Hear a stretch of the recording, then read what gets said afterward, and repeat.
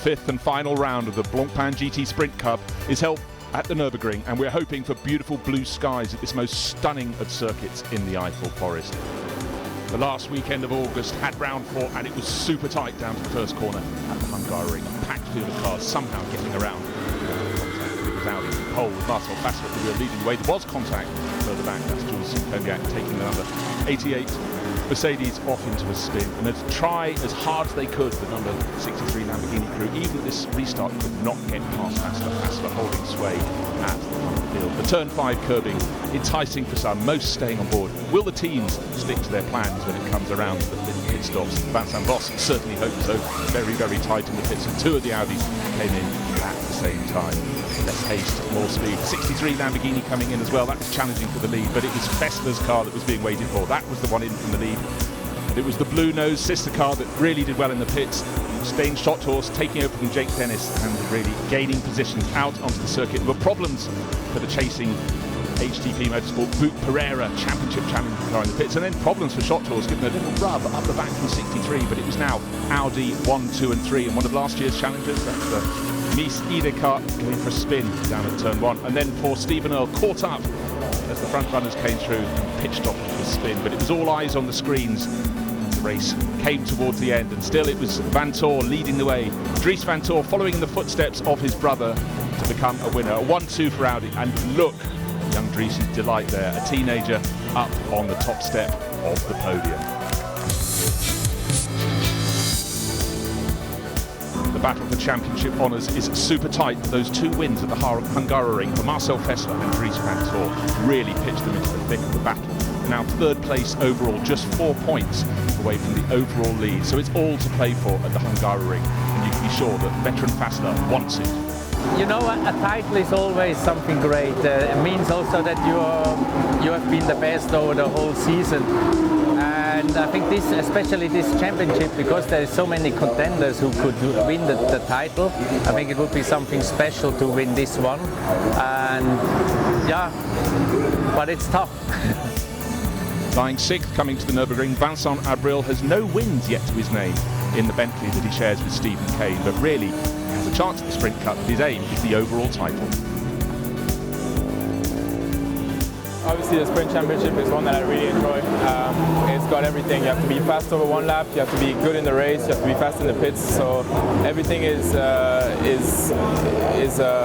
factor in this championship. So yeah, it would mean a lot to win it again. Obviously now I'm in a much more difficult situation than when I won it in 15, because the gap to the front is a bit bigger, but like you said, there's also the overall championship which is in sight, and that's, I think, our main focus this weekend is to collect some big points. Audi is really well represented in the Sprint Cup title chase, and one of its challengers in 4th place overall is Stuart Leonard. He has that 1 win to his name at Zolder. He's pitching for glory here, sharing with Robin Friens yet again, and surely it could be their chance to really take a tilt at the title. The Audis look great at the ring. I'm going to do my best. I think we're going to do our best, and no, I'm really looking forward to it. It's a very competitive series, and it would be amazing to win.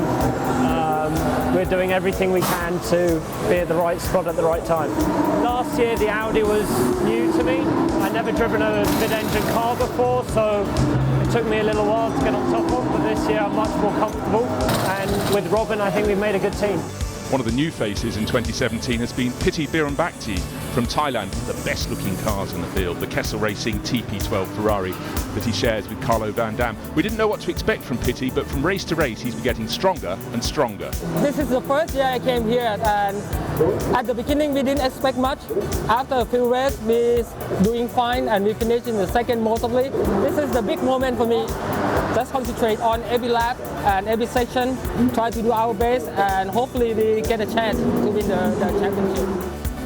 One driver with really high hopes for the Nürburgring is Mirko Bortolotti. Again, he's sharing that 63 Lamborghini with Christian Engelhardt. They took a double victory at Brands Hatch. He comes here just 3 points down on the overall leaders, Buch and Pereira, and has really, really high hopes of taking a good shot at the title. Well, obviously I'm looking forward to this weekend. It's gonna be a really tight one as usual in the Blancpain GT Series. Getting to this point with, you know, so many different contenders for the title. it's something really challenging and special. So we are really, we are ready for it, ready to fight again. And obviously the goal is to get the championship if possible. But we will have a look at, we'll have an eye on the overall title as well. So obviously we will see what we can do here at the Nurburgring. Coming to the Nurburgring, the final round of the Sprint Cup. Franck Pereira and Maxi Buch lead the way in the 84 HTP Motorsport Mercedes. They started their season with a double win at Misano. It's been really tight ever since, shown by the fact 7 teams can take the title here at the Nurburgring. Effectively 5 of them super close on points. Let's hope weather doesn't trip any of them up. I think it will be a quite exciting weekend. It's a good position to be leading. We got some bad luck last races, but I think we're going to push all the weekend, try to get the best result for the win, like we start the season with Misano. I think it could be good to close the championship with a win. At the moment the car is good. We are very motivated, it's positive, and we will try the best. To win a championship title anywhere is special, but to win one on home ground doubles that divide, and that's exactly what Alexander Matschel will be hoping for this weekend, sharing as ever his 333 Rinaldi Racing Ferrari with Daniel Kalbitz. He has a 13-point lead in the Pro-Am Championship category, and he's really hoping he can deliver the goods across the 2 races at the Nürburgring. Now we are looking for the sprint title. Our concerns is a little bit the weather. It's really cold and humid, so I think we will get some rain in between. I think this is very difficult for everybody. We try to win the Pro-Am, but it's still a strong championship. It will be a difficult race because there are some other good guys, but we try to get it. One driver who is really living the dream this year is South African David Carell. He just can't believe that he's leading AM class, doing it beautifully in the Kessel Racing Ferrari he shares with Stephen Earle. He watched these races a handful of years ago, back at home, decided he wanted to have a go. He's come up to Europe and he's made a fantastic splash. It's been a brilliant year, and I think he's going to cap it out here at the Nürburgring. I've been watching this series for a long time on my couch, and I didn't actually think I'd be a champion in it. Honestly, I didn't. I wanted to experience it. I wanted to stand in the pit lane and see what it's like to do a pit stop driver change and all those cool things, but to win it and be in press conferences with my heroes is special.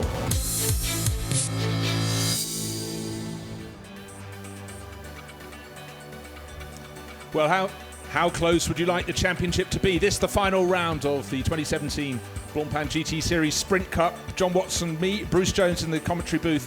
We've got 7 crews, John, that can nail the title here at this final round. Effectively 5 in with a really good chance and 2 others tilting from the outside, hoping everything goes wrong. But for some of the top teams, it already did in qualifying this morning. Yeah. Somebody threw a curveball, and that curveball was a double red flag, which meant everybody had to stop what they were doing, come back into the pit lane, regroup, go back out again, and there have been, amongst the leaders in the championship, big-time losers. I mean, take, for example, the car 63, normally front row of the grid car, a race-winning car. Absolutely.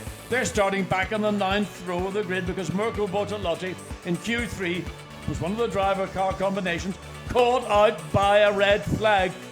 Twice. How he kept a straight face, I do not know. The disappointment leaked from every pore. Now the track temperatures are warmer, nearly 20 degrees.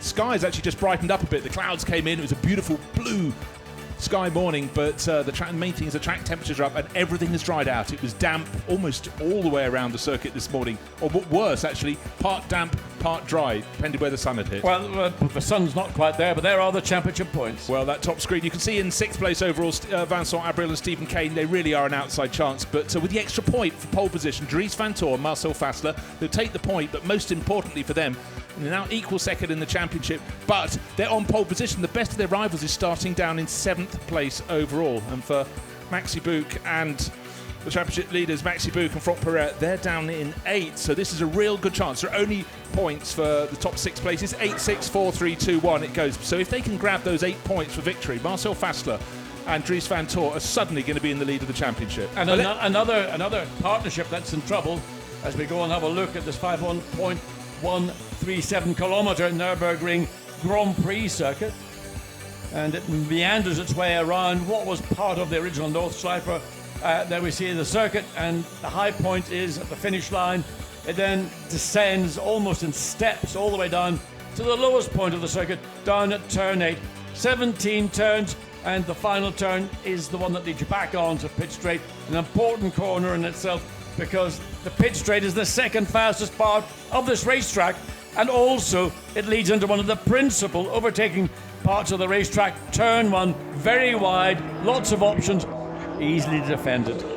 Absolutely so. And we're seeing Marcel Fassler. He's been there, seen it, done it. But for Dries van Tor, following the wheel tracks of his older brother Lawrence, who's also done that in this championship. He took that important breakthrough win at the Hungaroring last weekend, and they doubled up, took 2 wins. They've come here, taken pole position with almost all of their rivals taking a tumble. This is worth its weight in gold. So for Dries, there he is. He likes to go to Santorini in Greece. He likes Belgium Freet. Of course he does. He likes Ed Sheeran. Same as you then, what John. can I say? Not a lot. Not a lot. There we are. So there's the car on pole position. The sunshine casting really quite a shadow there, really showing how conditions are very good. 12 months ago we came racing here and it was thick mist and cloud and absolutely horrible. Today the Nurburgring's in all its beauty, but no view will look more beautiful than the one where there are no cars ahead of you, and that is what we will find at the start of this race from pole position, no doubt. But that run to that first corner, very, very tricky indeed. So Marcel Fassler and Dries van Tor lined up, ready to go. Can they make it 3 wins in succession? Yeah, alongside is the 59 McLaren of Andrew Watson, Ron Bell. Now, you might say, well, what happened? What's happened to McLaren? Because in Budapest, they were absolutely nowhere. Well, they've got a little bit more engine power, and I think also, albeit these cool conditions, they help the car even more, principally because in Hungary it was so hot. They were overheating in the intercoolers, on the turbochargers, whatever.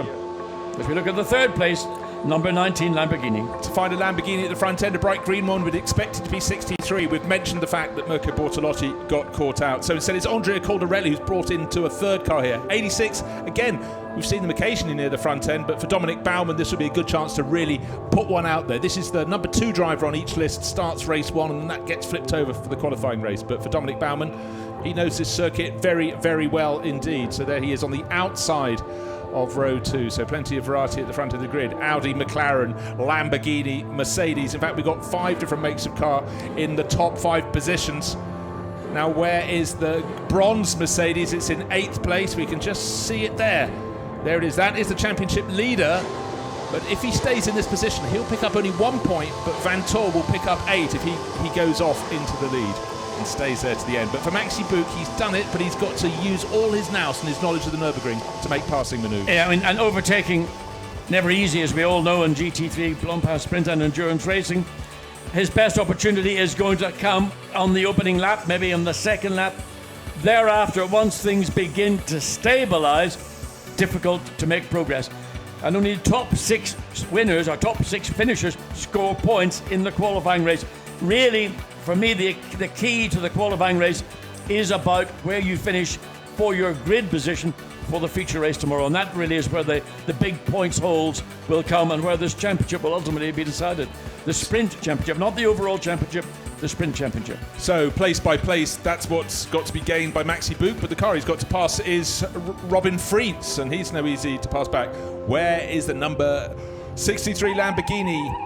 Keep going back, keep going back. This is a tragedy for the crew. There it is, down on the 9th row of the grid. Last year they started the endurance round here from pole position. Now we're down in row 9. So for Mirko Bortolotti, he's sharing that car as always with Christian Engelhardt. It is going to be a race of, he's going to have to take a few risks, but how many risks? How do you balance that against opportunity? For me, the risks they've got to minimise because they can't afford to damage the car. It's again, as I say, in the case of the 63 Lamborghini and anybody who's out of position, the number 2 Audi and there's other cars that are well and truly out of position, they have to make progress to get a finish position that will give them then their start position for Sunday.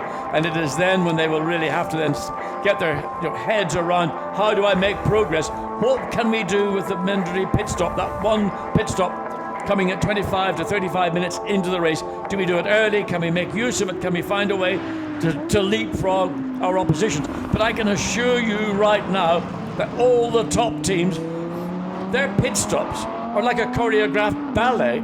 They are just so perfect. It's difficult now to find that extra 3 or 4 seconds that maybe was the case a season or 2 seasons ago. Now, John, one car we thought had qualified 15th. We want to get onto that. It's a bit of a story here because Will Stevens and Marcus Winkelhock have been given a 5-place penalty. But actually, let's look at the overall grid. We'll get down to them because they're a long way down. So Dries van Tor will be starting from pole position in the number 5 Audi, and Rob Bell will be doing his best to put the McLaren season on track. Andrea Caldarelli in his Lamborghini, and Dominic Baumann from row 2. Row 3, Daniel Kalvitz leading the Pro-Am class, and Howe. And then Stein Schotthorst, new to the championship, will be starting from row 3. Great start for him. Robin Frientz and championship leader Maxi Buch, row 4. Raffaele Marciello, and again showing the McLaren form, Ben Barnicoat up to 10th. Frank Stippler, historic racer and current racer, will start 11th. Tristan Vautier coming on board the Sprint Series. Andy Soucek and Fred Vervish, who's Enzo Ida's teammate this weekend, on row 7. Row 8, Max van Splunteren and Fabio Crestani. Then Mirko Bortolotti, we mentioned him down on row 9, and Daniel Juncadella, not where either of those should be. Felix da Costa and Marcus Winkelhock. Okay, let's just talk through what happened with Winkelhock as we look at the remaining cars on the grid. Stein Schotthorst and Jake Dennis, they too need to improve. The number 2 car had been re-chassis after the Hungarian round. Got it all done, got the car here. When qualifying began, for some inexplicable reason, Marcus Winkelhock found himself in the car for Q1 when actually it should have been Will Stevens. So then Winkelhock stayed in the car for Q2, which was where he should have been, and then he should have done Q3, but because Will Stevens hadn't driven the car at all, he was thrown into the car for Q3, having not driven the car any point during the morning, ended up finishing 15th in qualifying. But for the error that occurred within the organisation of WRT, a rare occurrence, they got an additional 5-place grid penalty drop. So they're going to start back in the 10th row of the grid in 20th place. So well done, John. I thought it was going to be a race before they got round to the grid. But so among those that gained were people like Mirko Bortolotti, step forward, but big gain, hey, from way out of it, from 18th up to 17th. But every place is a position gain. But down to the first corner, every place could be a position lost. So let us see. So track conditions absolutely fine on this September day here at the Nurburgring. The sun is shining. There is high cloud. It may yet change. The race, though, is only 1 hour. Hopefully we can get through without anything untoward. But a sight we haven't seen through 2017 is a McLaren right at the front end, starting second on the grid, Rob Bell. What can he do? So it's great for us. We've got a camera on board with Mirko Bortolotti. Not great for Mirko that he's got 17 cars in front of him. Well, in fact, at the very top of your screen, just behind that formation lap sign there, you can see the 63, the green Lamborghini. And I mean, for Mirko Bortolotti, with all the skill and experience he has, what he needs to do is just avoid trouble. If he sees trouble, steer away from it. Don't go for closing gaps. Don't take risks that you have no control over, which is inevitably what will be the situation on an opening lap or two. So out of the chicane, the final time on the formation lap. Lights ablaze on the pole starting Audi of Dries van Tor. That's number 5. Alongside him, number 59 McLaren, Rob Bell, who's done so well in this championship in the past. But now he thinks he's got a car that maybe can challenge and put McLaren on the map this year. It's not been a great season. So the full 32 cars. We've lost the 55 car damaged in qualifying this morning, but it looks like a great start, waiting for the lights to go green.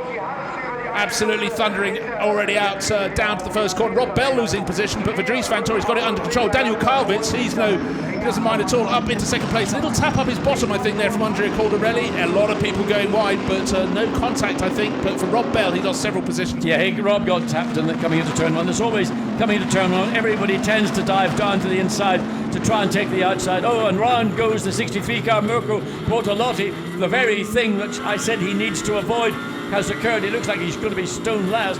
So whether that was an assist or whether that was just a driver error, we might get a view of it in a moment or two. But in the meantime, it is the number 5 Audi that's made the break. But we've had a change. Caldarelli has moved up ahead of Kalvitz into second place overall. Just can't see anything right at the back of the pack. You may see the green flash of Bortolotti. Yeah, way behind the rest. Middle order, very, very tight indeed. 99 right in the mix as well. And bodywork coming off. Is that one of the McLarens? It is. And it hit. I think looks like it might. Is that Rob Bell? Or Ben Barnicoat, one of the 2 McLarens. Oh, and further damage. Oh dear, right into the side of the door. So somebody got tagged the Audi, which that may have been. I don't know, was that Robin Frientz? I couldn't quite see. But the McLaren there, you can see, it is the 75. Is that Frank Stippler? It is Frank Stippler and the 58 McLaren. And both cars. That was Ben Barnicoat. So both cars down at turn 8. Most distant point on the circuit. but the McLaren dragging its left rear guard. Looking in the middle of the pack, we haven't really mentioned, if you haven't seen qualifying, we've got a new car this weekend. It's the Lexus joined the championship. That's going very well indeed, and certainly causing a great stir. Albert Costa at the wheel. Don't forget, that'll be handed over to Daniel Ortelli. So much experience, former Le Mans winner. So really, really tight in the middle order, and this is all playing into the hands of Dries Van Tor. Brilliant start from pole position. Now he's pulling clear of Andrea Caldarelli.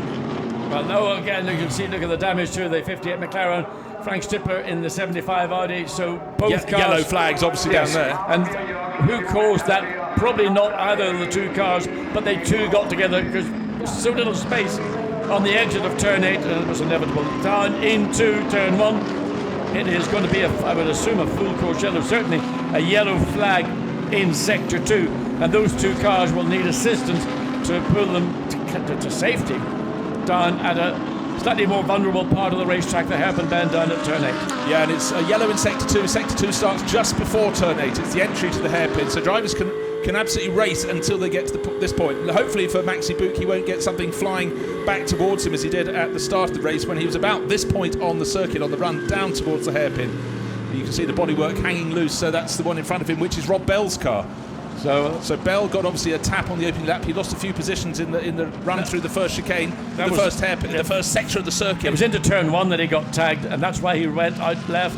So he got contact. We couldn't see. We need to have a review of the start into turn 1 to be precise about who it was that did tag the left corner of Rob Bell's 59 McLaren. Okay, now obviously we're running at less than full speed there because it's in the full course yellow, the second of the 3 sectors. In fact, safety car. Yep. Now we have the message on the screen.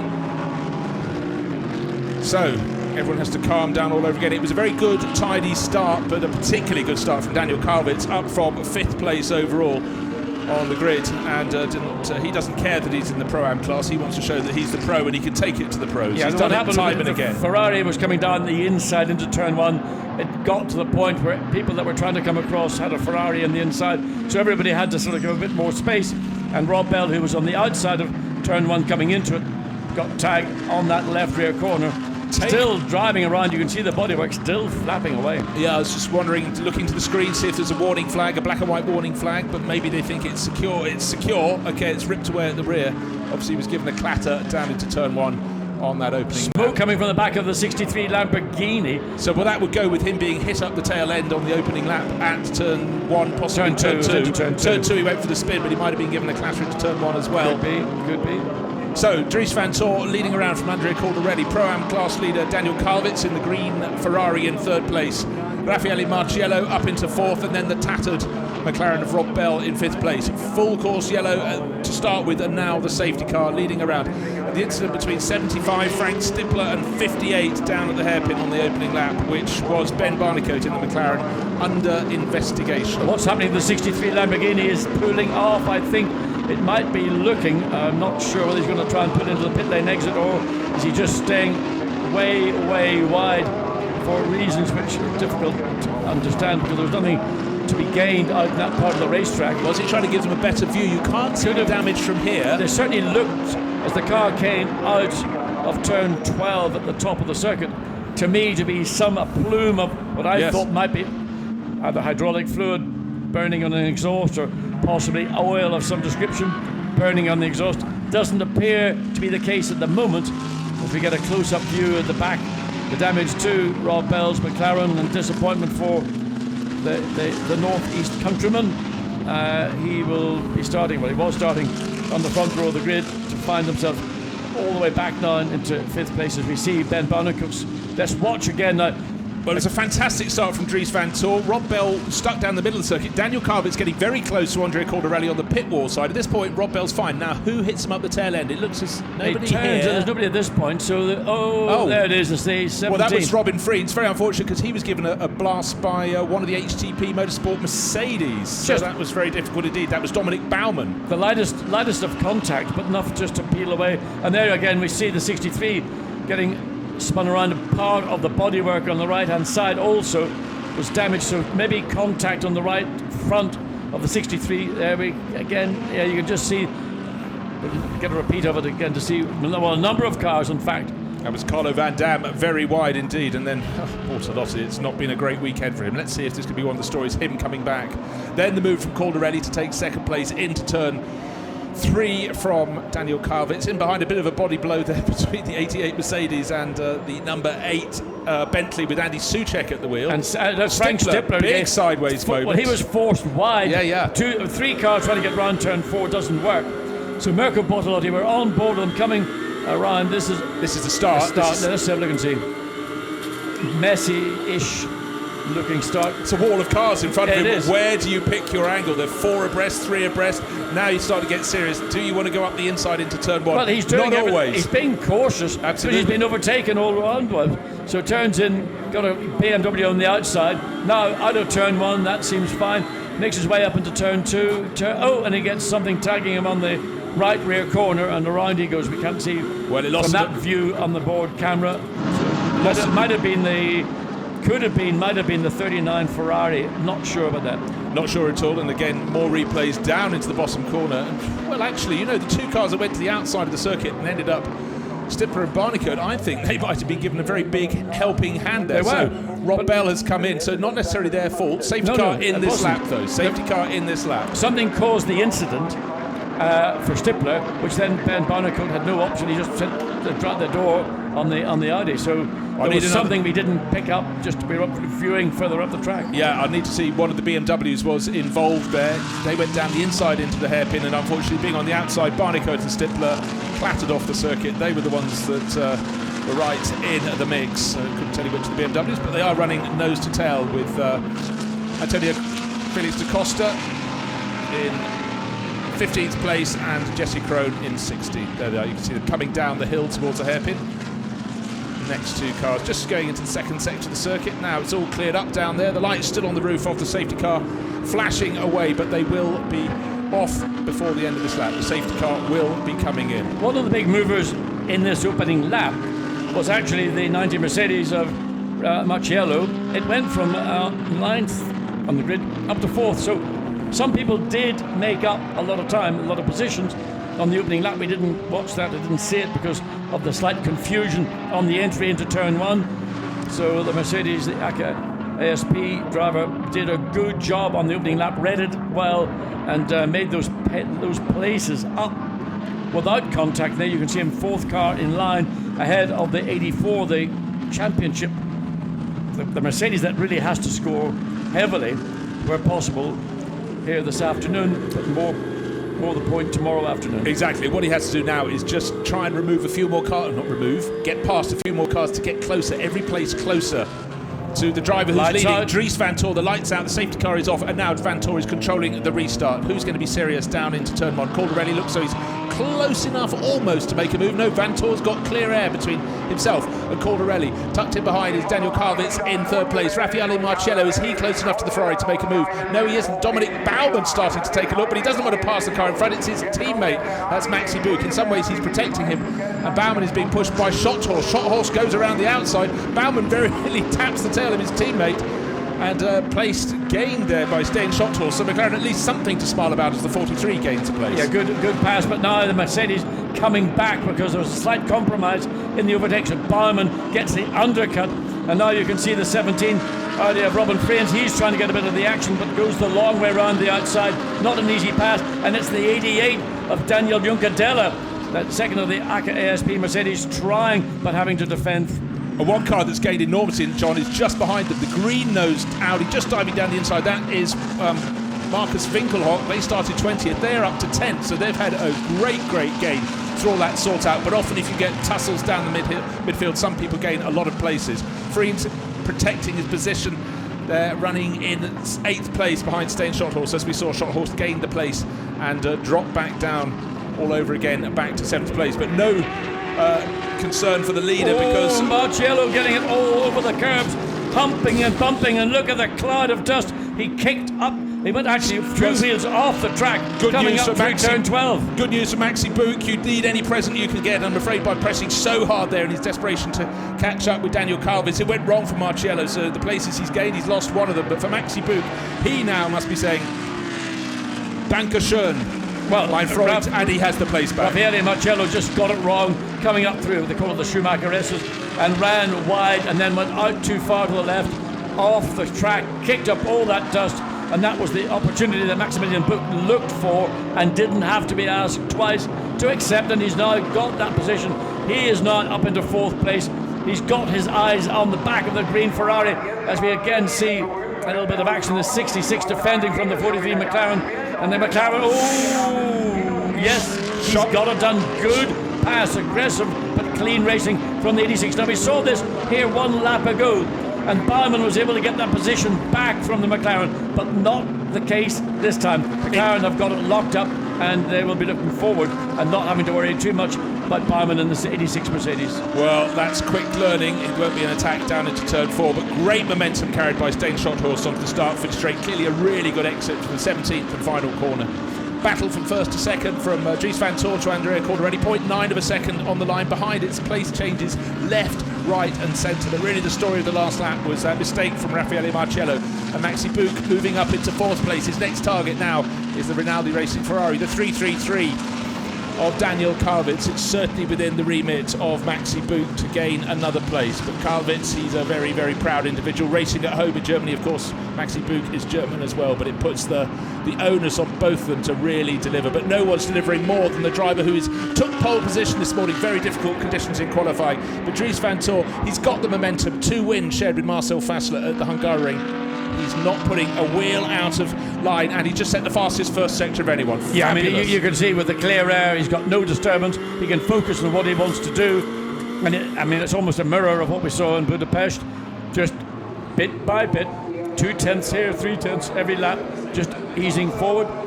So Dries van Toor with the comfort of it coming up to the conclusion of lap 6, and we're just almost 15 minutes into this race. I haven't had 6 racing laps. We've had 4 racing laps.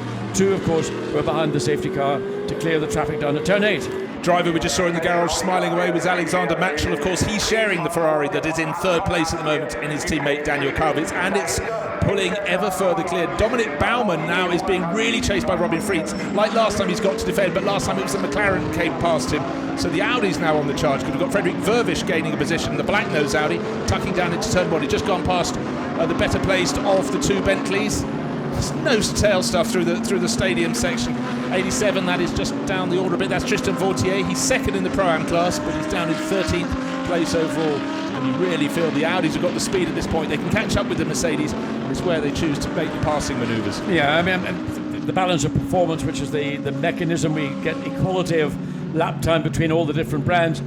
Obviously very clear that nobody's got any advantage. The big mover and shaker of the weekend has been the McLaren, and they got some relief within the BOP, and they were given a little bit more horsepower. And it seems also these cooler conditions have enabled the car to work better. They're using the tyre more efficiently than we, for example, 3 weeks ago in Hungary, where they really struggled across the board, tyres and lack of overall engine performance.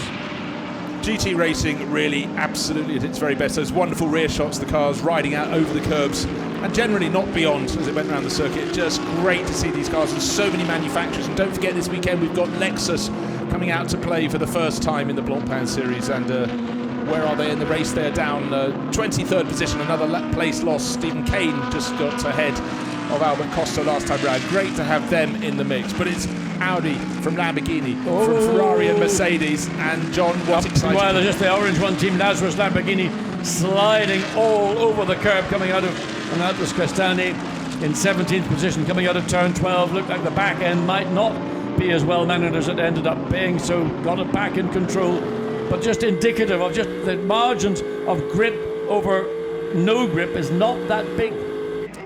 Just looking, Maxi Buch is not managing to do anything about Daniel Karlwitz. He's not gaining on it in 4th place. And again, the start-finish straight is where a lot of the moves are being made. And Frederick Vervisch this time having to defend from Andy Soucek in their battle for 11th place. Points only as far as 6th place in the qualifying race. But as much as anything, it defines the grid for the feature race tomorrow afternoon. Yeah, Andy Soucek right over the rear of the number 1. Audi coming down into turn 3. So he's pushing Frederick Vervisch every way he can. Slightly quicker through turn 4. Vervisch will have to go a little bit defensive coming down into turn 5. Otherwise, the Bentley might think about it. No, nowhere available. But down into the hairpin will be a realistic opportunity for Andy Soucek. One thing that the drivers hopefully will be aware of, there is some debris on the track on the left-hand side on the way into turn 1, which does slightly reduce that wide in, tight outline. So they will be made aware of that. Down into the hairpin, drivers get close. It's very rare for a passing manoeuvre to be pulled off when you've got two cars so equal in terms of pace. And that is why we're seeing them go line astern through that tight hairpin at the bottom of the hill. But again, it's still just a beguiling shot looking at these cars going through the chicanes, rising to the high point in the circuit, well, one of the high points, on the way back across to where we drop down towards the Nordschleife, and then of course we don't take it, we go through the chicane and return to complete this 17 corner lap. Leading the way, Dries van Tor, every lap he just gains a little bit more over Andrea Caldarelli. Lamborghini would have loved to have had the 63 car there. It's not. It's down in 29th position for Mirko Bortolotti. I think Mirko Bortolotti is probably best described today as walking wounded, because he did get a tap and that spun him around, and I was certain I saw something coming from the rear of the 63 Lamborghini, but it's still running. Right, we're going to ride with the 84 car. Maxi Buch, Ferrari is not getting larger, it's getting smaller. Just one little point, one of his teammates running 7th, Dominic Baumann, drive-through penalty. He will have to serve for causing a collision. But meanwhile, back with Maxi Buch, under braking for the first corner. He closes right up. You can see Andrea Caldarelli in that green Lamborghini. He's got the Rinaldi Racing Ferrari, and just turning through turn 4 ahead of him is our race leader, Dries van Tor. But there is great speed. In fact, Daniel Kvyat just set in third place, set the fastest final lap of anyone. Astonishing. Big hope for 84 is that when the pit stop window opens, that HTP will be able to turn around the Mercedes quicker than the 333, the Rinaldi Racing Ferrari, or the Grasser Racing Lamborghini. That's the only hope he has got of getting past these two cars directly in front of him. I'd give him a bit of a boost as well, because Maxi Buch's garage is the second one in the pit lane, the second one closest to pit entry. So as long as the car that's in the first garage, which is his teammate, isn't there the same lap, they get a clean in. Every little small margin helps. Yeah, but the Lamborghini, the Grasser Racing Lamborghini, have got the very end of the pit lane garages. So when they finish their service, they drop the car off the jacks. They don't need to use the pit lane speed limit button. They're going to be straight out, straight on it. And I don't know whether people believe the end pit garage is better than the first pit garage. It should even itself out. But I think there's always a psychological view that the end pit garage has a marginal advantage. As the gap increases up just over 2 seconds at the end of lap 8, and it's further increased as the cars come through turn 13. This sort of curve that's meant to be a corner, but really it's just a flat-out blast all the way through and up into the chicane. So the yellow-nosed Audi, that is Robin Freitz at the wheel. He is 8th, but he will go to 7th because the drive-through to be served by the car in front of him, the 86 Mercedes of Dominic Baumann. Just also looking in behind Baumann, we've got Robin Freitz, Daniel Juncadella, Marcus Fingerhock, Frederick Vervish, Andy Soucek. There you can see them all streaming onto the start-finish straight, but the green stripe Mercedes in front of the screen has a drive-through penalty to be served. And again, careful, this is getting a little bit personal. Well, feisty, I would say, just coming down. Frederick Vervish had to go right against the pit wall to prevent the number 8 Bentley getting alongside, so that forced the Bentley down to the left, a slightly longer way around.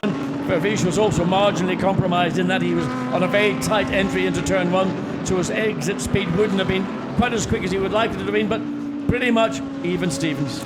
Just looking at relative pace, Maxi Buch did gain a 1/10 of a second on Daniel Kvyat last time around. He's still just over a second behind. He's got to see what he can do. Still, time of plenty, and of course we have the pit stops, but we'll be starting in 4 and a bit minutes. And again, this midfield battle is where it's so super intense. And that's not the 63 Audi in that battle, I'm afraid. That 63 Lamborghini, that's at the tail of the field. That is Tom Dillman in number 82. Welcome on board. Grasser bringing a third car this weekend, and Tom Dillman sharing that with Rolfin Eichen. Tom mainly been racing Formula E in the last handful of years. And he's directly behind Tristan Vautier in one of the ACA ASP Mercedes as we look at the BMW just ahead. That's Jesse Krohn. Well, there is the gap between first and second. It was 2.3 seconds.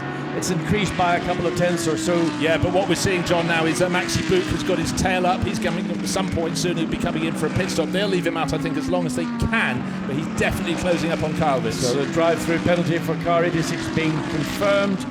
and he will have to serve that out pretty shortly because pit lane will be open in just about 2.5 minutes time. And there he is coming in, he's doing the right thing. It's the pain you've got to take, but get it over, get it done with, move on, and just try and make it the best of what you're left with. There's the white line, you see him slowing down now, so that's down to the 50 kilometers per hour, an interminable speed distance you have to live with again. Well, it's effectively, in our terms, 30 miles an hour, Bruce. When did you last do 30 miles an hour? I can't remember.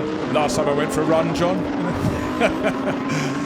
So, didn't wave to his pit crew, but 86 continues on its way. Will come out at the very tail of the field. We've still got 30 of the 32 starters running. Bowman coming out. He may just about get ahead of the last of them, which could be Crestani. There is Crestani in the orange Lamborghini. Should just be able to turn into turn one. So, from 7th to last, unfortunately, there for Dominic Baumann. Have to look at more replays to see if he was involved down at turn 8 on the opening lap when we had the 2 cars taking to the gravel. I think his role was somewhat earlier. For the first time in effectively 10 laps, the lead car of Dries van Voor over the second place Lamborghini, Calderaldi, has not, the gap has remained static. Van Voor didn't pull a couple of 3/10 as he'd been doing on previous laps. Just something to think about. There are 2 and a bit minutes before the pit lane window opens. You have to think WRT will turn round that car of Van Voor, the number 5 Audi, turn that round as they did in Budapest very quickly indeed.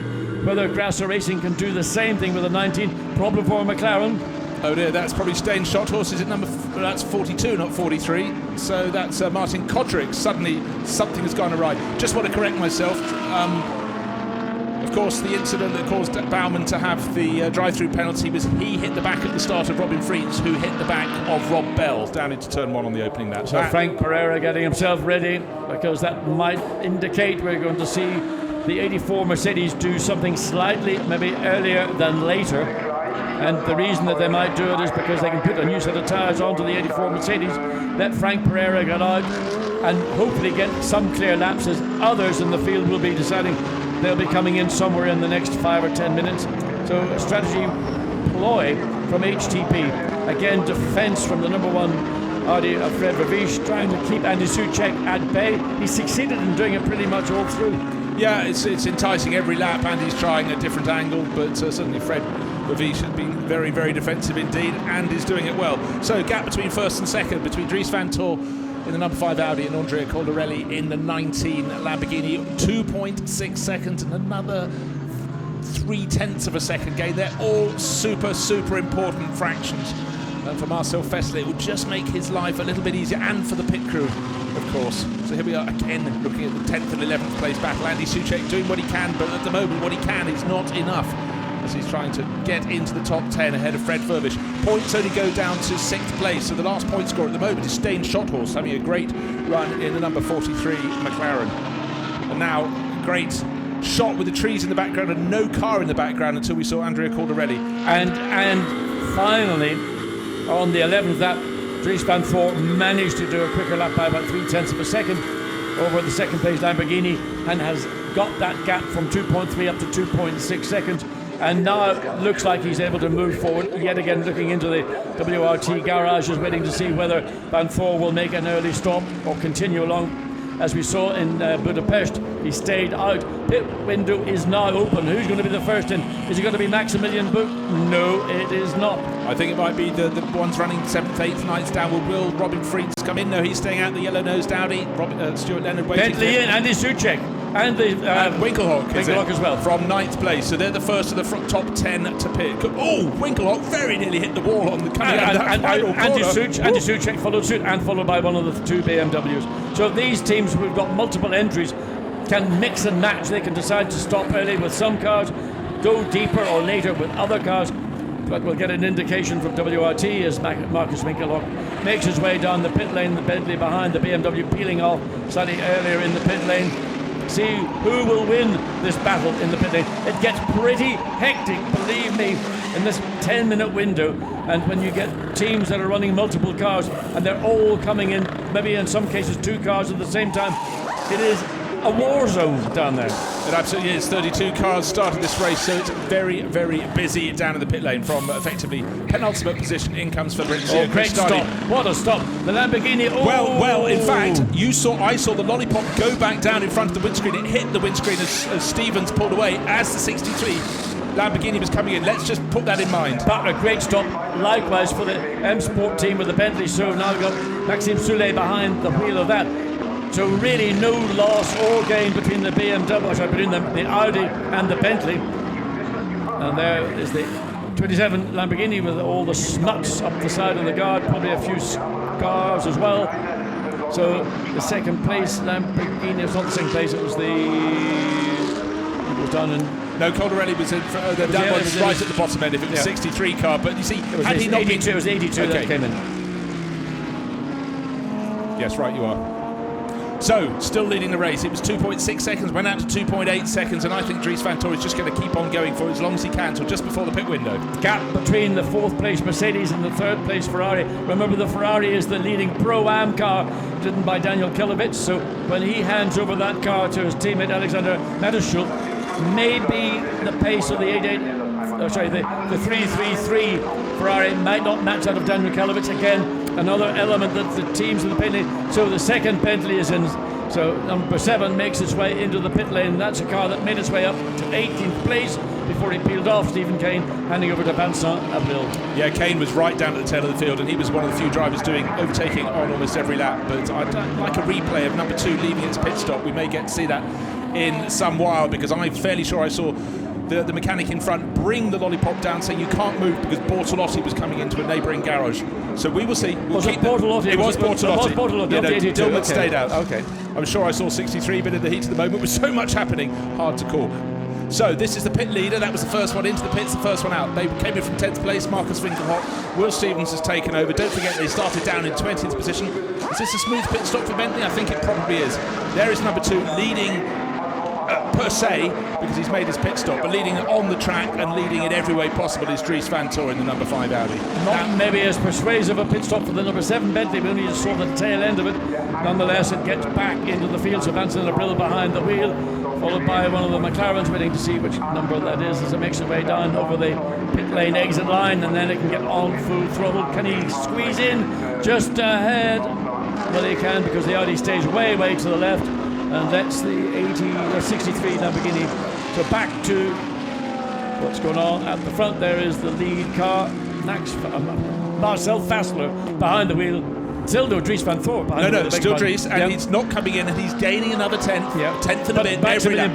So Book came in, he's not lost his battle, he's scored enough. Followed in by, I think it was either the 90 Mercedes or the 43 McLaren. Just calling it was the McLaren. I think it was the McLaren. So Maxi Book got up to 4th place, started down in 8th, and this is the key for his championship. They need a clean entry. They've got the clean entry. They've got to stop on the button. Stopped on the button. Driver change not going to be an issue, because that'll be over and done before the 4 wheels and tyres are changed. This is the pit stop of the season in many respects for the HTP team, because this can potentially elevate them from 4th place up to 2nd place once the pit stops have washed them way out. And another thing I have to throw in the mix, we saw Alexander Matschel smiling in the garage earlier at Rinaldi Racing. Of course, he is not Daniel Kilovich, so he's not going to be as much of a challenge in terms of getting past. But if the car could just, the HTP Motorsport Mercedes could pop out ahead of it, then that's half that battle won. So here comes from Pereira, Stroll driving so slowly as he has to towards pit exit. And there is Will Stevens coming around the corner. Who's going to pull out ahead? Well, clearly by a long way. But I'm trying to see who else is coming out. This may get Stevens up ahead of Marciello's teammate, Michael Meadows. Meadows just coming out, and he's just, has he or not? Yes, he has. Just enough. So that was a good pit stop for the number 2 crew. That has gained them quite a few positions, because don't forget, that came in from 10th, which is the Winkelhock to Stevens car, and Raffaele Marciello came in from 5th place so there overall. Is the 488, and that is Rinat Salikov and Matteo Malucelli. Malucelli. Sounds like a limoncelli, doesn't it? Certainly does. Right, for a brief moment, almost a clear track. Still the cars are coming in, so we're getting towards the end of the pit stop moment, but we're waiting, of course, for Dries Van Tor, and here he comes in. That's not. There we have racing around the outside of the circuit. There is Andrea Caldarelli carrying on for one more lap. Now going into the effective lead of the race, but of course he has pit stop. Now coming on board the number 5 Audi into pit lane. Marcel Vantor will be ready and waiting down towards the pit exit end of the pit lane. Marcel Fassler, not Vantor. What did I say? You said Marcel Vantor. Oh, let's join all the names so together. Exciting! It's so exciting. Yes, it is, isn't it? So Dries Vantor coming in. I can't even read the names down there. And Marcel Fassler waiting to take over, waiting for Marcel, hopping up and down on his feet, waiting for Dries to bring it to a halt, and so he does. So he's standing there, belts undone. You can't undo them till you come to a standstill. But what you can do is loosen the shoulder straps so that when you come to a standstill, you unbuckle. So here is potentially, well, can we call it the leader or not? Well, you can call it the pit leader, I suppose, of those who came in, made their pit stop, went back out, waiting for one car to go back out, and this number 5 Audi. Did I hear someone shout, This go? is going to be a close call because it's, oh, there's the Audi rolling. So it's pretty near the pit lane exit. He's on the throttle now. Where's the Mercedes? Crossing the start-finish line in the back. Oh, hello, we got our championship mates. Going to be running 1 and 2. Solidly in second place, which is what the objective was. So now he's got focus on the lead car driven by Marcel Fassler, and it's Frank Pereira behind the lead Mercedes, the second place overall Mercedes. But Caldarelli has not come in the 19 Lamborghini. That was between those two, and also Daniel Kalvitz has not made his pit stop from what was third place. They too could pop out back between Marcel Fassler and now the driver Frank Pereira of the 84 Mercedes. Let's see, John. I know doubted you're gritting your teeth. Doubted myself, but I don't want to just... I mean, Grasso Racing Team for sure will do a very, very strong job. So is this going to be the time? Pit window just coming up to 27 minutes of the race remaining. 2 minutes open, so I think this has got to be the time, the 19, the lead car as we speak, and it is coming in, so Caldarelli is making his way in, and he will make it all the way down to the very, very end of the pit lane.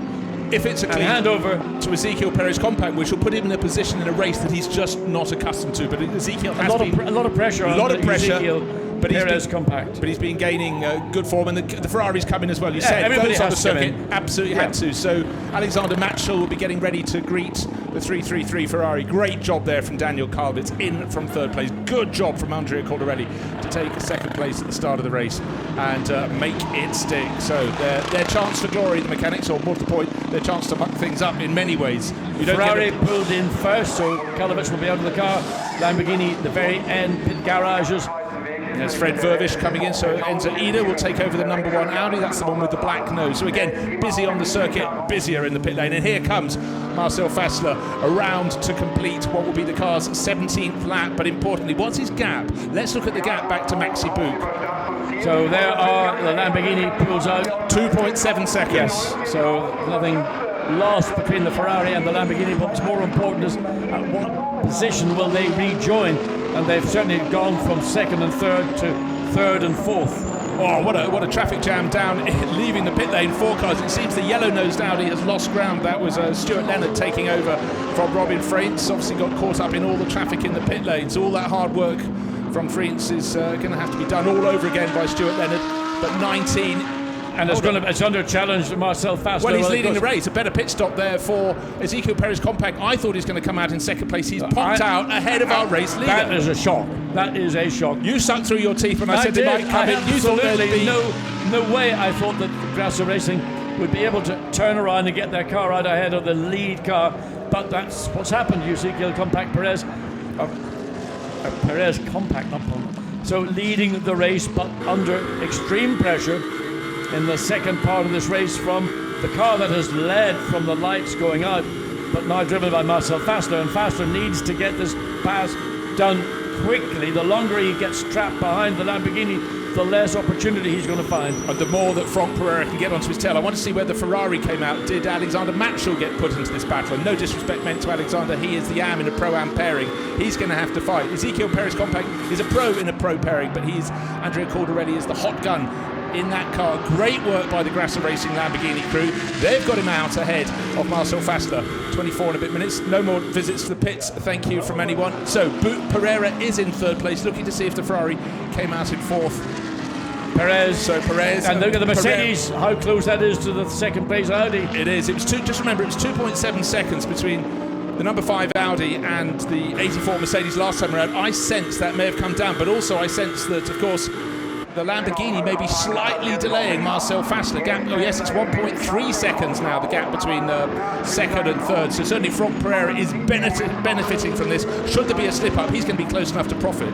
What Marcel Fassler's got to think about is, where have I got the opportunity to make a pass cleanly? There's 3-4, and look at him, his eyes are just lasering into the TV screen, almost willing by power of thought alone to get his teammate to get ahead of the green Lamborghini. That was a mega pit stop by the Grasser Racing crew to turn that around at the time they did, because not only did they get in and out more quickly than anybody else in the pit lane, but they've actually elevated themselves from being third overall, or second overall, up down to the lead of the race.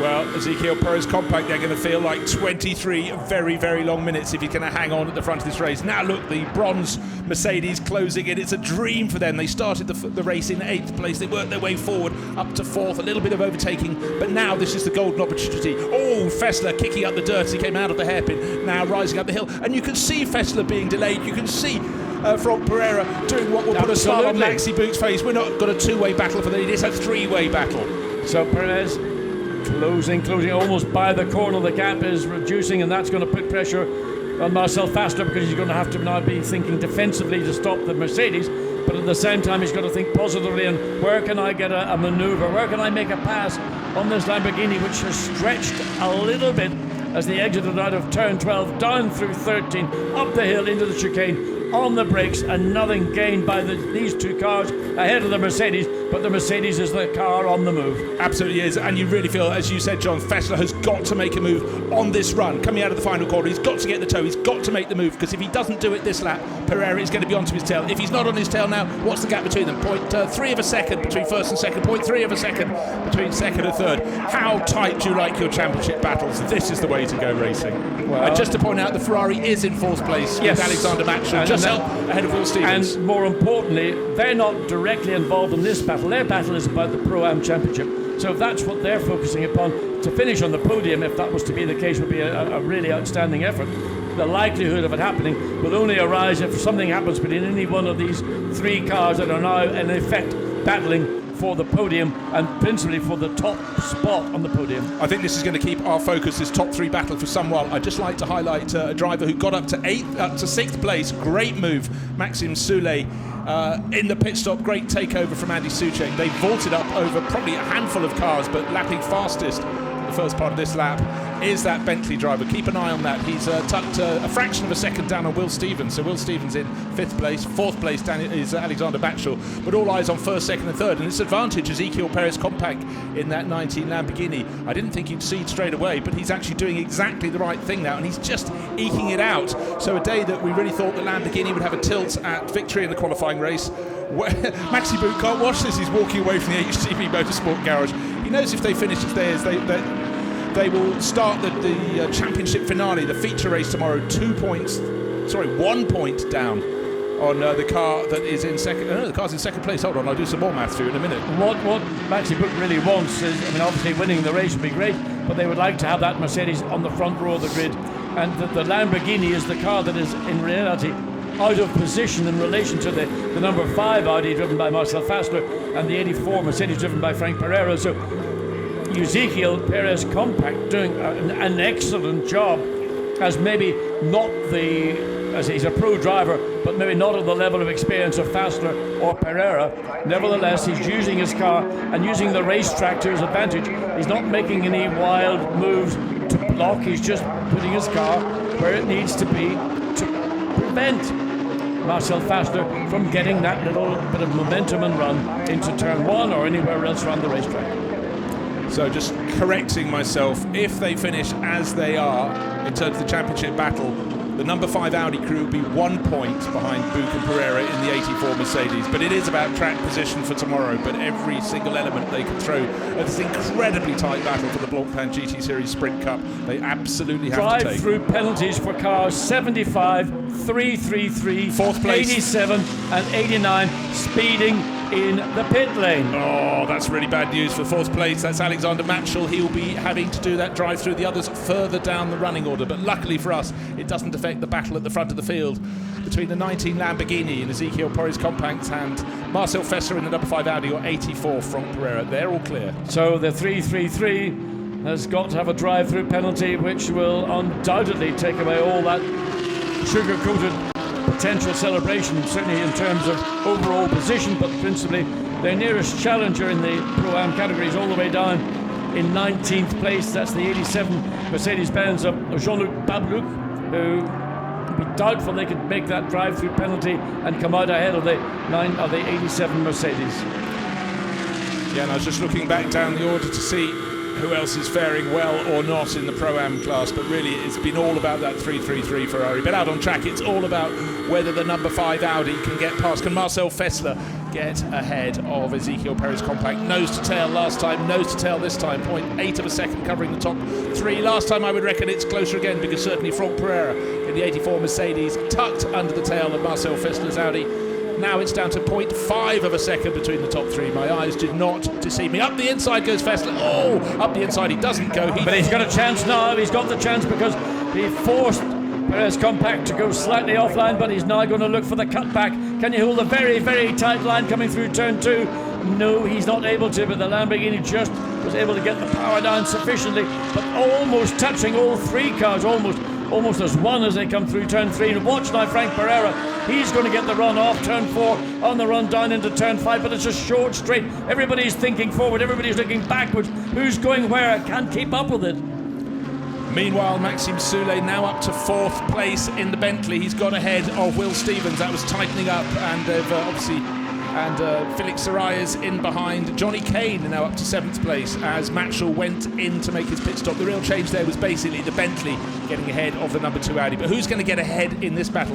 The laps are counting down. I said the pressure was on when there were still 24 minutes remaining for Ezekiel Perez Compact. He's got rid of 7 of those minutes, so it's going the right way for him. This will be a famous win. And really only joining the championship this weekend, the Sprint Cup, Andrea Caldarelli, Ferrari test driver from the age of 18, when they didn't even know really who he was. But probably didn't even shave at that age. But anyway, didn't Marcel Fessler, just that minute amount of just the car just snapped oversteer, had to get out of the throttle. Franck Pereira will be on that one like a rash, thinking, are the rear tyres of the Audi number 5 beginning to give up a little bit?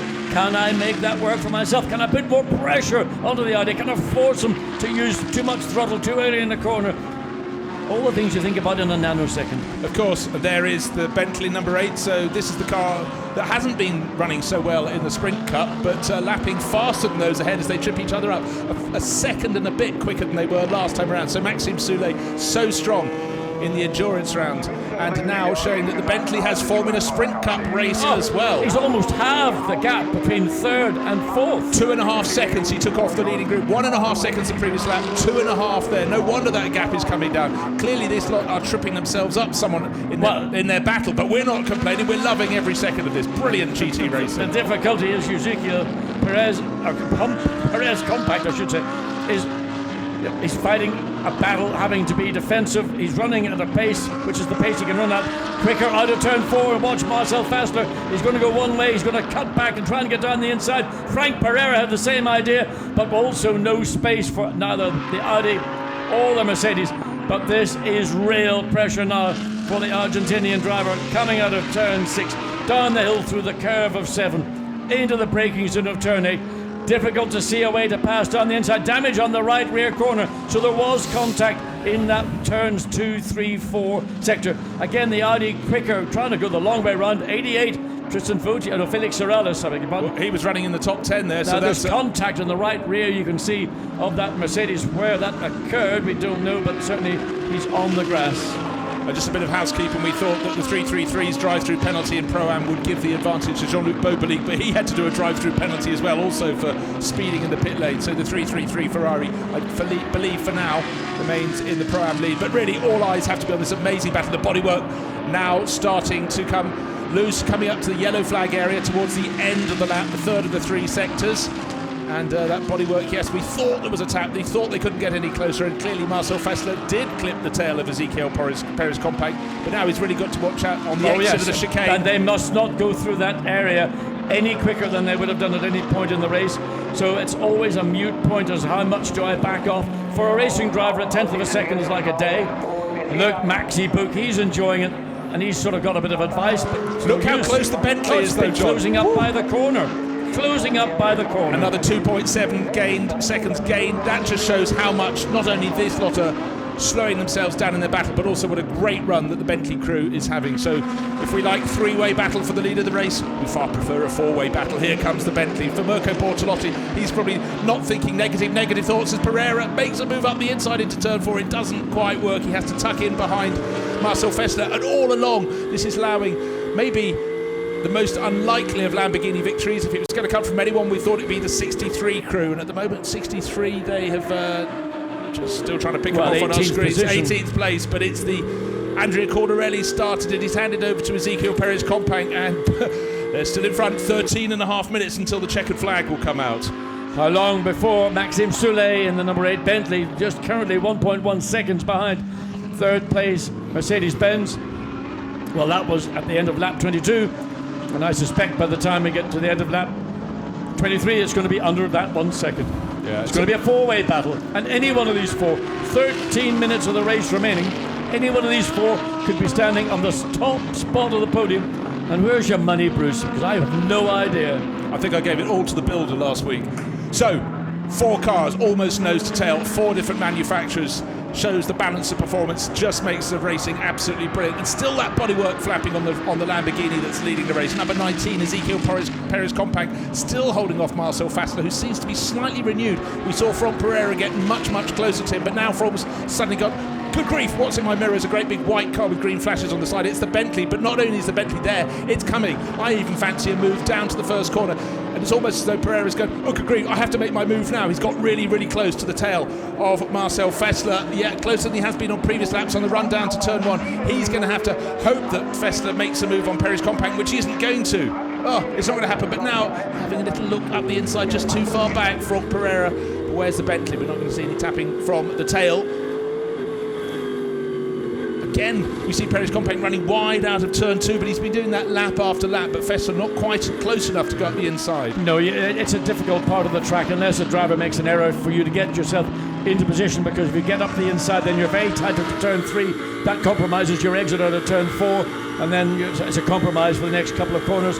As they charge down into turn 5, a corner I've rarely ever seen a car overtake on. 6 is very much the same. So it's the sequence of 5, 6, then the run back down the hill through the curve, which is really not even given a corner number, but it is turn 7. And again, the look on the face of Dries van Thor, having done all the hard yards in the opening part of this race, now thinking, well, what's my teammate? Can he not do anything more than he's doing? In fairness, I have to say, Ezekiel Perez compact is driving the best I've seen him drive so far this year.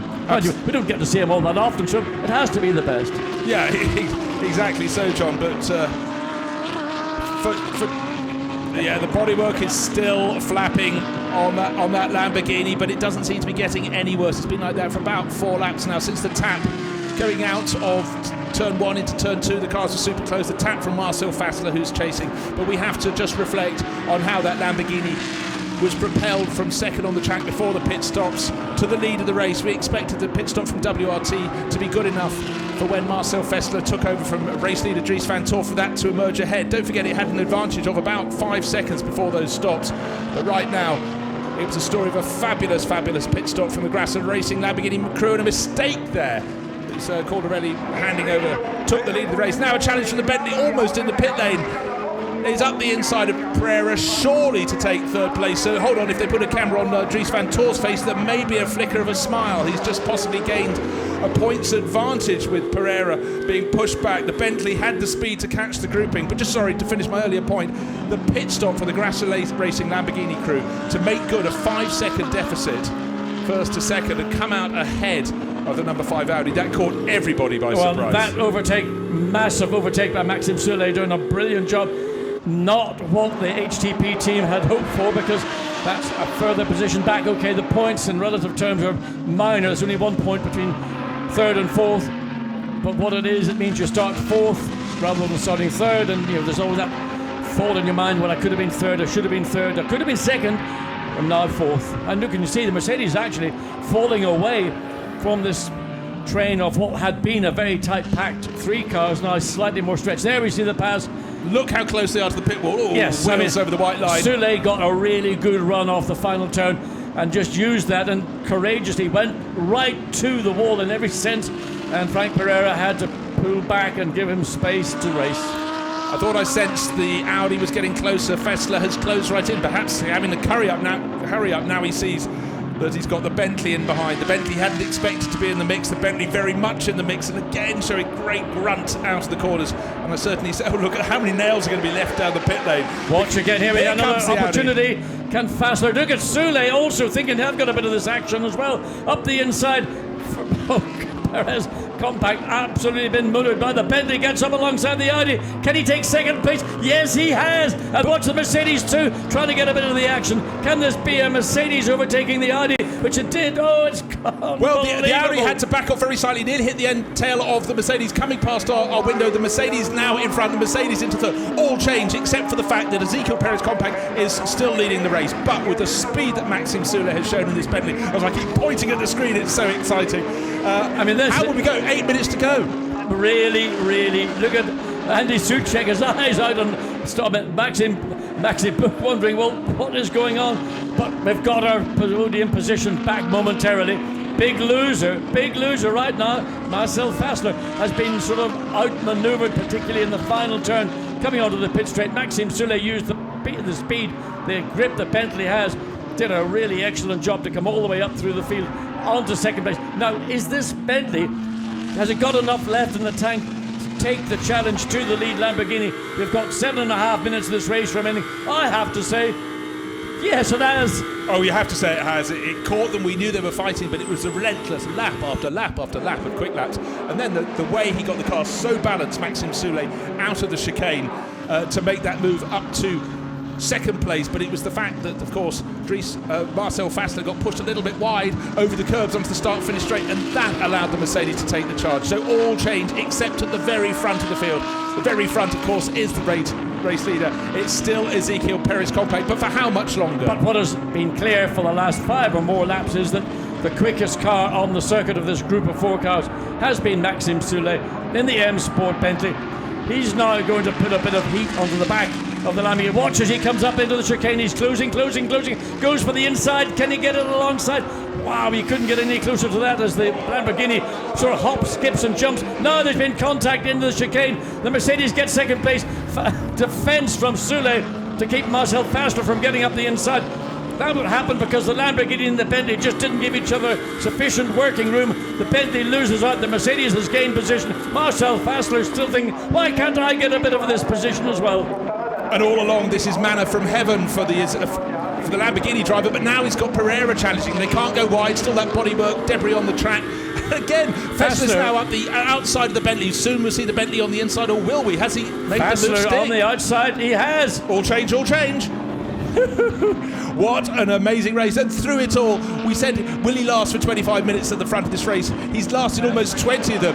Ezekiel Perez Compact leading the way. Look, the smiles back on Maxi Book's face because they are up, the championship leaders, back up into second place, importantly ahead of the number 5 Audi, the car that's closest to them in the points battle. The Mercedes number 8, that Bentley number 8, not in the championship fight at all, not in any of the 7 crews, I'll repeat that, 7 crews that came here with a chance at the title. They fancied glory in this race, and by golly, they so nearly got it, but back down to 4th place as Perez Compact leads one more time down into the hairpin. And now Frank Pereira is getting closer and closer in that bronze Mercedes. 84 riding on board now as we start the climb up from the hairpin at the bottom of the hill. Tucks over the curbs, not too roughly, but the Bentley there looked so challenging for the lead, got it wrong at the hairpin, at the chicane on the way up, and suddenly didn't just lose 3rd place, fell back down to 4th. So now what can Frank Pereira do? We thought he was dropping off the back of this battle, but in fact he is one of the few that hasn't had a crack at passing Ezekiel Perez Compact. Of course, the 5 Audi tried for lap after lap with Marcel Fassler on board. Then there was just one attempt from Bentley with Maxime Soule after he'd worked his way from 4th to 2nd. Now he's trying to work his way back past the Audi, but the clock keeps on ticking down. no doubt jumping from foot to foot in his pit garage. Andrea Caldarelli brought in for the extra Lamborghini this weekend. They're running 3. The crews all jiggled around. Bortolotti and Engelhardt were kept together. They've had an absolute disaster. Down in 19th place, but 4 and a bit minutes remaining. And you can see the Bentley hunting down Marcel Fessler. Any passing move will take a smile off Dries van Toor's face. So close down into turn 1. Both the Lamborghini with Perez Companc and the Mercedes with Franck Pereira braking so late into the corner. Those behind slightly more circumspect in their approach, but sometimes slow in, fast out is the answer. And still Perez Companc holds on. The top 4 cars covered by 1.2 seconds. That was on the start-finish line. He looks closer as they go out of turn 4 down the hill now. 4 cars duking it out for the lead of this race. 4 different manufacturers. You can certainly say the Blancpain GT Series Sprint Cup, coming to its final round, is coming to an absolute boil here at the Nurburgring. Slight smiles you see at the back of the Lamborghini garage. Tom Dillman with his arm sticking sideways. Mirko Bortolotti looking at the screen thinking, well, it's not going to happen for us here. Or is it at the Nürburgring? We've seen almost anything can happen, because the 63 Lamborghini that he started, handed over to Christian Engelhardt, is down in 19th position. Only points down to 6th though, but it's all about your grid starting place for the feature race tomorrow, that the positions really count. If you're outside the points, it matters not. You want to just be as high up the order as you can. 3 minutes to go. Still, the number 19 Lamborghini leads this race for the Grasser Racing team. Andrea Caldarelli got it up to from 3rd to 2nd at the start of the race, and then that brilliant pit stop by the Grasser crew negated a 5-second lead for the number 5 Audi, and they popped out ahead. Didn't think Perez Companc would have the experience to stay there, but he has. 2 and a bit more minutes. He's got to resist the enormous pressure from behind. Franck Pereira tucked in, not quite close enough to make a move, as he wants to get under the toe but not get interrupted over the curbing. He's not quite close enough. I think it's going to be another lap into the lead for the bright green Lamborghini. Top 4 this time covered by 1.3 seconds. It's actually stretched out very slightly. So the first 4 cars, the Lamborghini, the Mercedes, the Audi, the Bentley. I don't know if it's going to stay in that order, because Maxime Soulet, having caught this group by 2 to 3 seconds a lap, got up to 2nd place. So there's Andrea Caldarelli. He's hiding under his hood, but he's now starting to believe this is a major turn up for the books. But don't forget, the 2 championship challengers are in 2nd. Well, there were 5 championship challengers in with a real chance before this race. 2 with an outside chance, but of the top 5 challengers, they're placed. 2 of them are placed in 2nd and 3rd positions. As they finish if they finish in this order, it will slightly stretch the advantage of the 84 Mercedes group. Maxi Buch, who started the car, and Franck Pereira, tucked in behind, set to score 4 points if he stays in 3rd place, is Marcel Fessler. Looked for so long to get past the Argentinian racer in the Lamborghini. On the penultimate lap now, down at the hairpin they go round, and if anything, Perez Companc is now relaxing in the lead, because it doesn't look as though Pereira's got anything left. But I could have said that earlier in the race, and they still came charging back. And just remember 2 laps ago, it was the Bentley that was challenging for the lead, bouncing over the curbs at the chicane, got it all wrong, and he went in the blink of an eye from 2nd back to 4th,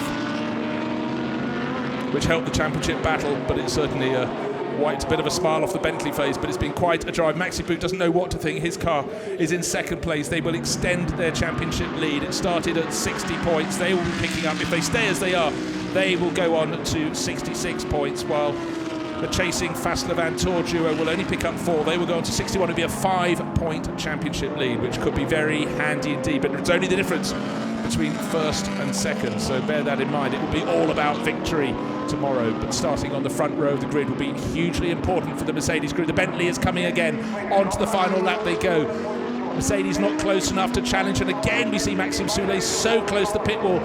Marcel Fessler has to hold on to 3rd position, or it'll stretch that advantage for the HTP Mercedes crew. Very wide on the exit of turn 1, just back to hold track position into turn 2. Maxime Soulet is forced to go the whole way, the long way around the outside of this, the final lap. We have 29 laps on the board, lap 30, the final one. in this 1 hour race. The qualifying race up the inside into turn 3. It's not quite enough to go through, but a quicker exit out of turn 4 over the curbs on the inside and the Audi over the curbs on the outside. Meanwhile, the Lamborghini continues on its way. Which one of those cars is in the right position for turn 5? It is the Audi, but round the outside at turn 5. Does that mean on the inside to turn 6? No, it doesn't, because he's half off the circuit, pushing as hard as you possibly can, desperate for a podium, but let's hope this doesn't come to blows. As close as you possibly can get without touching. Looks like Marcel Festa may have done enough. He's taking defensive line down into the hairpin, putting the Bentley onto the outside line, but wide in can be tight on the way out. Who's going to get the power down better as they come up the hill? But the first two have well and truly escaped during this scrap. So Ezequiel Perez Compact, the bodywork flapping away on the rear of his number 19 Lamborghini, is heading for victory. Doesn't look as though Frank Pereira is close enough. And as they come up the field, there's a back marker up ahead of them. I saw a flash of car. I think it should be far enough away to be clear of them before they get to the chicane. Let's see as they come up the hill. The battle of third place now seems sorted as they drop down to the dip. There are the first two, and suddenly you have daylight between them and the battle for third place. So Ezequiel Perez Compact, cars up ahead. One of the ACA ASP Mercedes.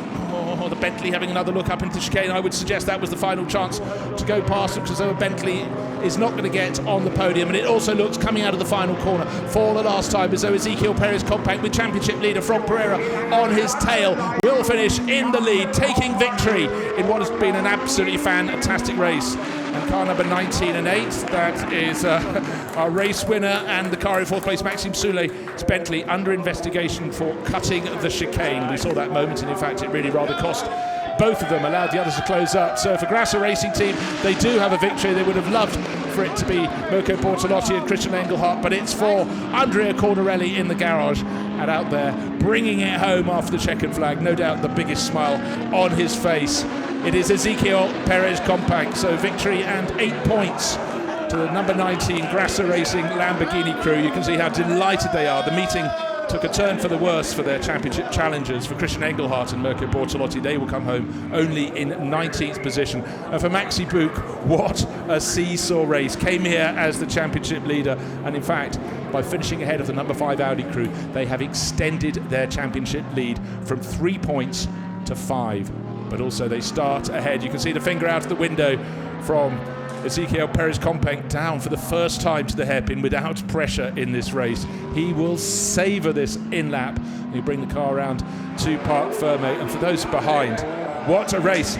19 under investigation for not respecting track limits, along with the number 8 Bentley, the car that won the race and the car that finished in 4th. So joy, that message came up with about a lap to go. They don't know what to think. Under investigation doesn't mean they're going to get a penalty, but it could mean that very thing. Andrea Cordarelli doesn't know what to think. He was so busy looking at the action out on the circuit. How could you not? It was absolutely fantastic racing. Right the way down the order, but it was just so hard once the Bentley got in the mix to draw your eyes away from that 4-car race battle. A 1 second time penalty for cutting the chicane. So victory does go, in fact, not to the Lamborghini, but 84 crew now take victory. A 1 second penalty. Oh, no wonder the drivers feel deflated. The crew feel deflated. Oh. So, just to refresh, after all that, the 84 Mercedes will not be heading for second place beneath in Parc Ferme. They will take the first place slot, that 1 second penalty. And luckily for Cordarelli and Ezequiel Perez Compact, it didn't drop them any further back, because that 4-way lead battle was effectively covered by 1 second for the final few laps. But just to sort out, as Maxime Soulet challenged Marcel Festa, dropped them off the tail of that group. So Cordarelli and Ezequiel Perez Compact end up in second place. They'll be most confused, but you really do have to feel for Ezequiel Perez Compact. That would have been his first win at this level. Maxi Buch has many wins at this level, but for he and Frank Pereira, suddenly it swung rather more in their advantage, because instead of having a 5-point championship lead, they not only have pole for tomorrow's feature race, but it is now a 7-point championship lead. That could be a turning point in an incredibly tight championship. Don't forget, 7 crews came here to the Nurburgring. 2 had an outside chance of the title. 7 crews came here with a chance of the title. 2 had an outside chance. Their shot has been done, because the number 7 Bentley Vincent Abril, Stephen Kane, they're eliminated from the championship battle. They finished down in 11th, and also we lost from that grouping the Dennis and Shot Horse crew. They're not quite near enough the front end, but it's excitement down in the podium. So let's go down to John Watson, who is down in Parc Fermé. He's going to be leaping in. He'll be down there with the winners. Max, P1, can you explain it, please? Unbelievable for right now, because I was really happy with P2, and then after the checkered flag it popped up on the screen that we are P1 because they get a second penalty, but amazing. Did you ever dream you could be in P1 in this qualifying race? No, not at all, because from P8 I wanted to have a good start and then wanted to have a clean race, score points. Yeah, now it's P1. Well, Max, you had a pretty easy job. Frank, that was unbelievable to watch. What was it like to be in? It was fun. It was not nervous, but you have to be careful with the championship, so you never know something what can happen, especially with the Bentley was catching a lot. I knew that he had a big engine, so I think like maybe it's a good idea to let him pass and maybe to let him fight and then I follow. Frank, you tried to squeeze him into the wall.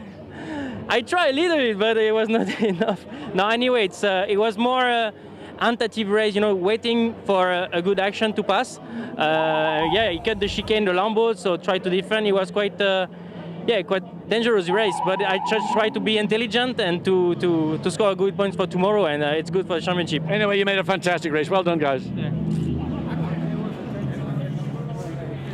So thank you very much. Two very, very satisfied and surprised drivers down there with Watty in Parc Fermé. But I think when we get to hear from the number 19 crew, we'll have people with the slightly less happy faces. So John Watson with Andrea Caldarelli and Peris Companc. Ezekiel, we're all a bit confused. Can you explain why you're not in the number 1 position, you're number 2? To be honest, I don't really understand why. They're saying that I cut the chicane, and so they gave me 1 second penalty, so I understand. How can you do the chicane, 2 cars side by side? There's no chance. In fact, I risked my race going in the gravel. You see me sideways in the gravel, and gaining time is unbelievable. You go in the gravel sideways, then you have a... Okay, oh, slow down. If you hadn't done what you did, what would have happened? I would have won, for sure. No, but I mean, would there have been contact? Because obviously you took to the gravel to avoid contact. So if you hadn't gone to the gravel, what would have happened? For sure, we spin. One of us, he takes me out, and he also ruins his race. I mean, you did a great job. You're under pressure all the way, and you defended cleanly. And then all of a sudden it got really tight. What, 2 laps out? Yeah, it was crazy, to be honest. I was with my eyes looking in the mirror every time. I think my whole stint I never looked in front, so it was crazy. I was driving with my eyes in the back. Yeah, it was crazy. Andrea, you did a great job on your stint. Fantastic pit stop. Where did that come from? Training. We did a lot of training, but the guys were awesome. We've been testing pit stops since 2-3 days, and they did a mega job, absolutely. I know it's always unfair to make a comment about a penalty, but do you think that Ezekiel was hard done by? I don't think what the race direction is thinking about. I don't think this is racing, so I accept it, but I think tonight they will not sleep because this penalty is just bullshit. I hope you do. Good luck tomorrow. Apologies for the language there from Andrea Caldarelli, but obviously spirits running and tempers running high down.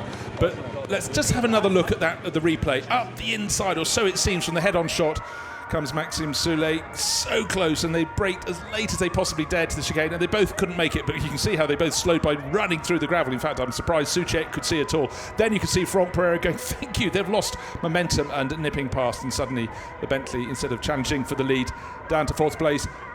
But let's go down to John Watson, who's with Marcel Fessler and Dries Van Tor. Dries, another dream start, looked like it was all done and dusted. But then the pit stop, the Lamborghini came out ahead of your car. Yeah, I had a good start. Could pull a gap and then control the pace in the gap. And then we came into the pits. Unfortunately, we had a small problem with restarting the car. But overall, yeah, a bit disappointed. I think the last few laps were not really fair for a few cars against us. So,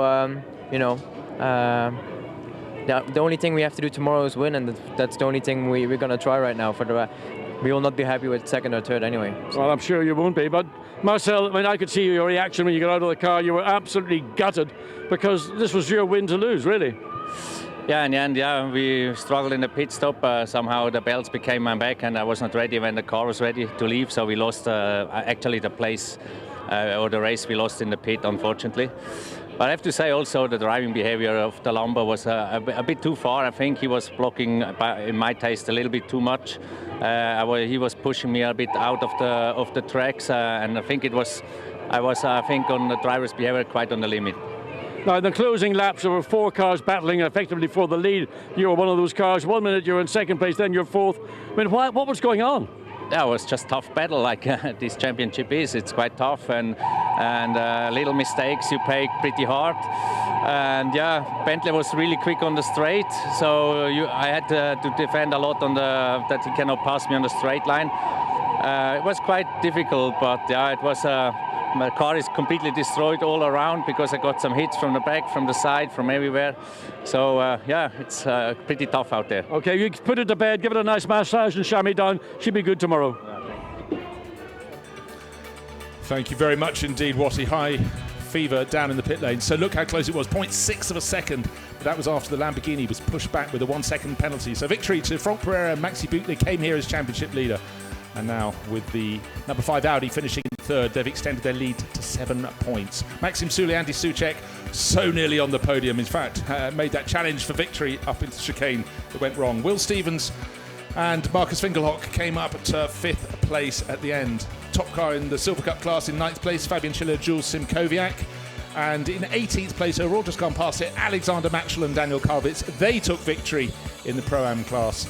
And Rinat Salikov, Malucelli second in that class in the 488 Ferrari. So great double there for the Rinaldi Racing crew. Third place in class number, the Kessel Racing TP2 Ferrari of Piti Bhirombhakdi and Carlo Van Dam. And victory yet again in the AM class, Stephen Earle and David Perel. What an enthralling race. I think that's got us everyone chattering up and down the paddock.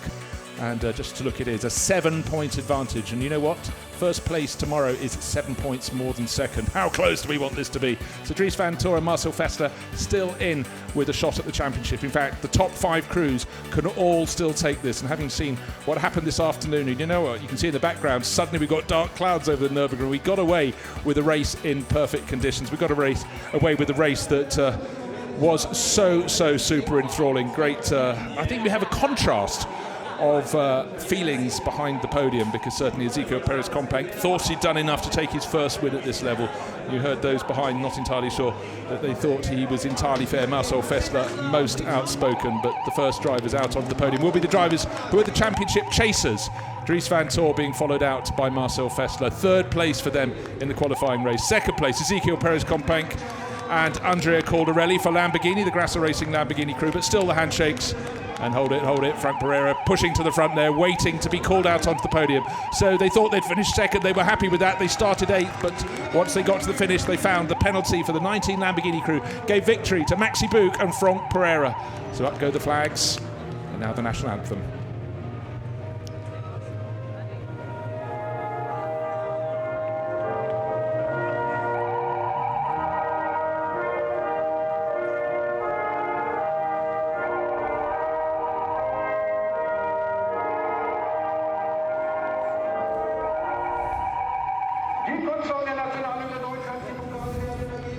So a victory for the 84 Mercedes crew. The trophies come out. The bubbly will be sprayed, but they took a double at the first round of the championship at Misano back at the very start of April. They haven't won since, and what a time to get back to the top step of the podium for Franck Pereira and Maxi Buch. Out comes some great looking trophies here. As the sky darkens, there will be some people who feel the sky has darkened over their heads by losing victory. That is the pair on the left of your screen, Ezequiel Perez-Companc and Andrea Caldarelli. But that 1 second penalty just drops them back, 0.6 of a second behind on the overall classification of Franck Pereira and Maxi Buch. So it's Mercedes ahead of Lamborghini, ahead of Audi. But you certainly say with those 2 championship challengers, at the top of the table and their rivals losing ground in the championship battle. It's looking really, really exciting for the final round of the 27 Blancpain GT Series Sprint Cup here at the Nurburgring. That is tomorrow. The teams have plenty to think of, but for the Grasser Racing Lamborghini, it's a case of what might have been. And a brilliant pit stop put their car in the front, but that penalty right at the end gave victory here on the Saturday at the Nurburgring to the HTP Motorsport Mercedes of Franck Pereira and Maxi Buch. They lead into the final.